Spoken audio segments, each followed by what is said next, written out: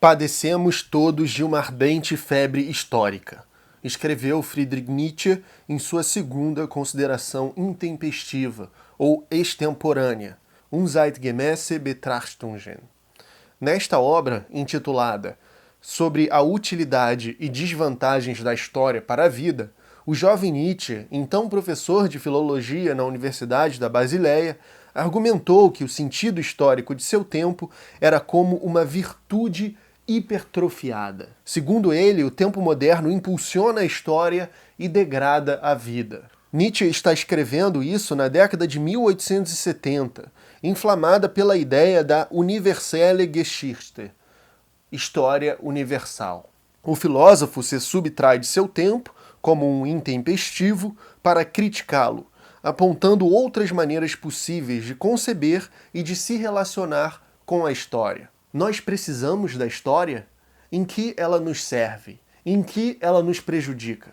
Neste vídeo, nós vamos destrinchar os argumentos de Nietzsche em sua crítica da história na Segunda Intempestiva e suas propostas para uma melhor cultura.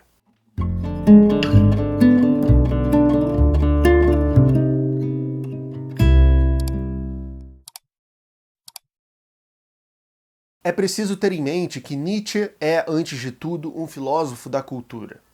Ele escreve pensando a partir de valores que servem ou não servem à sua concepção de vida ou saúde, que a essa altura não está ainda desenvolvida na sua forma mais madura e que eu não pretendo entrar em detalhes nesse vídeo.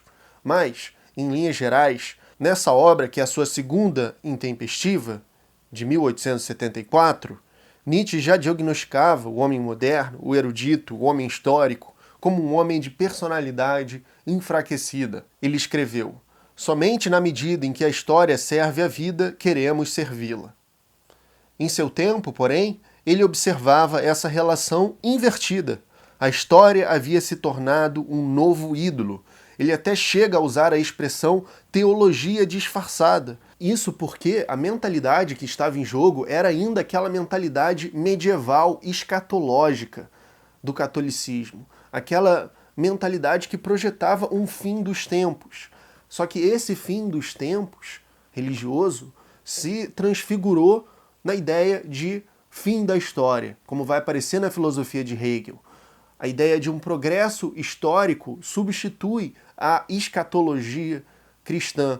No entanto, para todos os efeitos, ainda se trata da mesma estrutura narrativa. Um dos grandes responsáveis por isso foi Hegel, que enxergava a história como uma narrativa do progresso do espírito absoluto.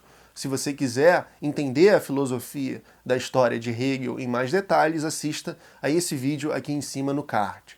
Ele tinha a concepção insana de que todos os problemas estavam fadados a se resolverem no seio da dialética do progresso histórico. Criticando a influência desta ideia na cultura, Nietzsche buscou mostrar que existem diferentes tipos de história: a monumental, a antiquária e a crítica. A história monumental romantiza o passado com um verniz heróico. É a característica do mundo antigo. Ao homem que luta em uma grande batalha e que precisa de modelos, mestres, consoladores e que não permite que ele se encontre entre seus contemporâneos e no seu presente.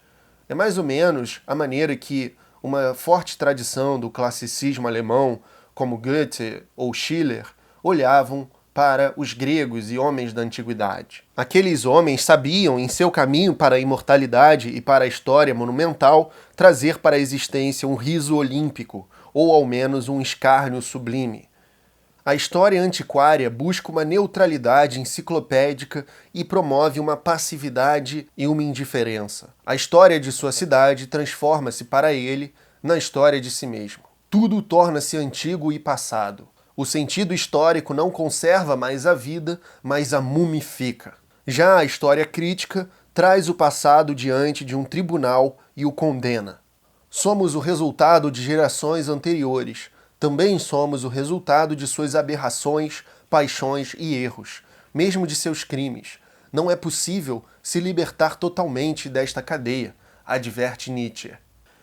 Nenhum desses tipos de história é suficiente sozinho. E quando, mesmo que juntos, eles inflam a cultura de uma obsessão histórica, torna-se preciso buscar antídotos no que Nietzsche chamou de supra-histórico e ahistórico. Sobre o ahistórico, Nietzsche escreveu: denominam a arte e a força do poder esquecer e de se inserir em um horizonte limitado. E sobre o supra-histórico, denominam os poderes que desviam o olhar do vir a ser e o dirigem ao que dá à existência o caráter do eterno e do estável em sua significação, para a arte e a religião. Esses são os principais exemplos.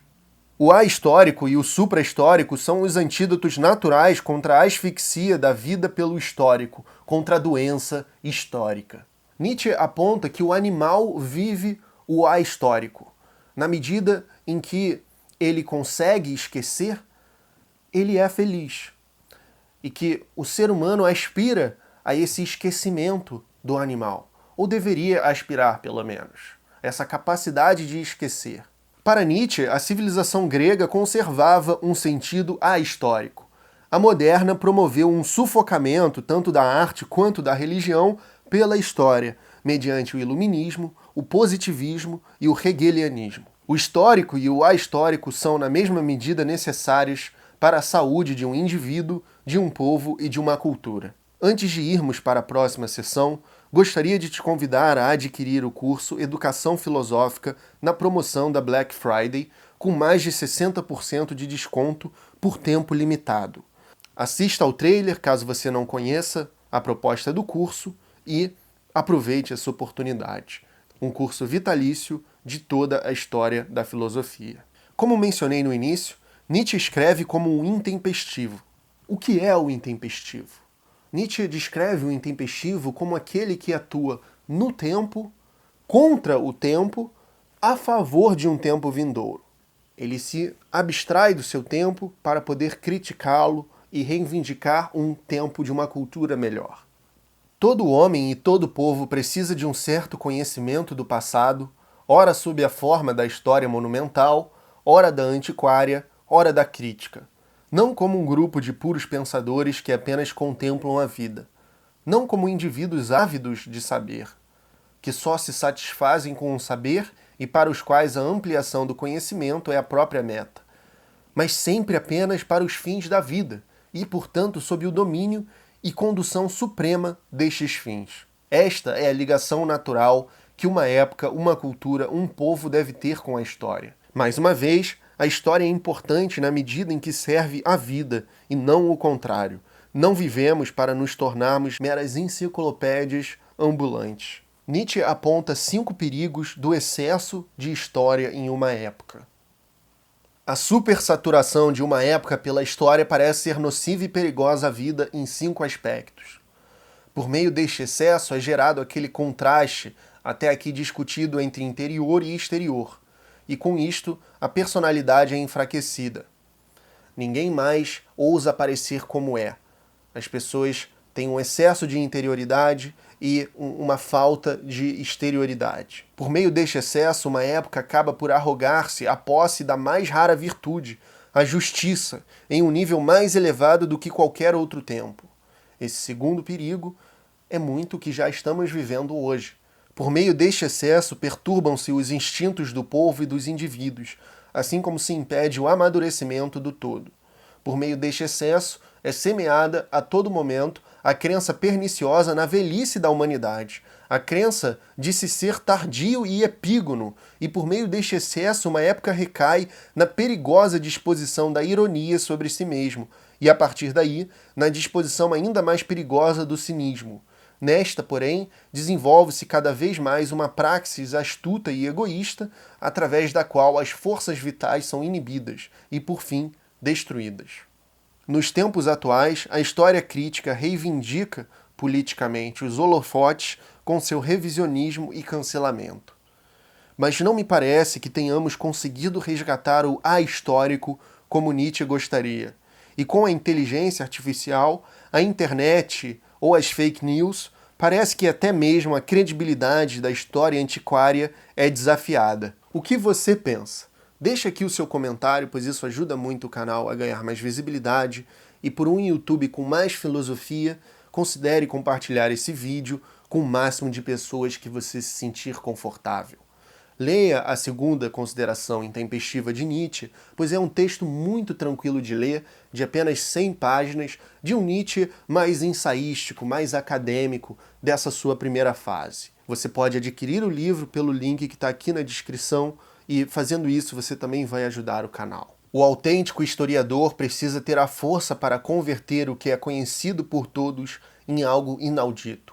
A força para anunciar o universal de maneira tão simples e profunda que não vê a simplicidade para além da profundidade e a profundidade para além da simplicidade.